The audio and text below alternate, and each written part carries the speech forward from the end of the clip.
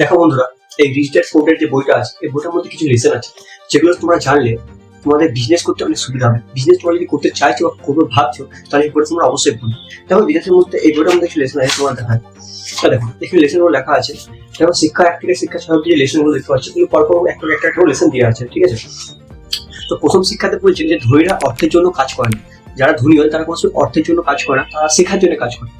শিক্ষা 2 বলছে অর্থনৈতিক সাক্ষরতা প্রয়োজন কেন, মানে অর্থনৈতিক দিক দিয়ে আমাদের যে জানা খুব দরকার, মানে আমার নলেজ খুব দরকার। শিক্ষা 3 বলছে নিজের ব্যবসায় মন দিও। অন্য কারোর কাছে কাজ করার থেকে নিজের ব্যবসায় যদি মন দেওয়া হয়, সব থেকে বেটার হবে। 4 নম্বর বলছে ট্যাক্সের ইতিহাস ও কর্পোরেশনের ক্ষমতা।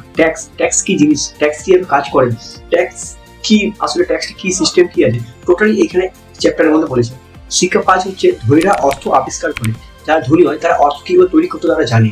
তাদেরকে তুমি সব টাকা তাদের কাছ থেকে নিয়ে নাও, বাট 1-2 বছর পর দেখবে তারা আবার সে একই জায়গায় এসে গেছে। শিক্ষা জন্য হচ্ছে শেখার জন্য কাজ করুন, অর্থের জন্য নয়। অনেকে যেন কি করে যে অর্থের জন্য কাজ করে, বাট এটা ভুল। শেখার জন্য কাজ করা উচিত আমাদের বন্ধুরা, কারণ আমাদের যতটা আমরা শিখবো ততটা আমরা অর্থ উপার্জন করতে পারবো। তাই বন্ধুরা তোমরা এই বইটা কিন্তু অবশ্যই একবার হলেও পড়বে। বইটা কিন্তু খুবই খুবই জানকারী বই আছে, তোমরা কিন্তু একবার অবশ্যই পড়তে পড়বে।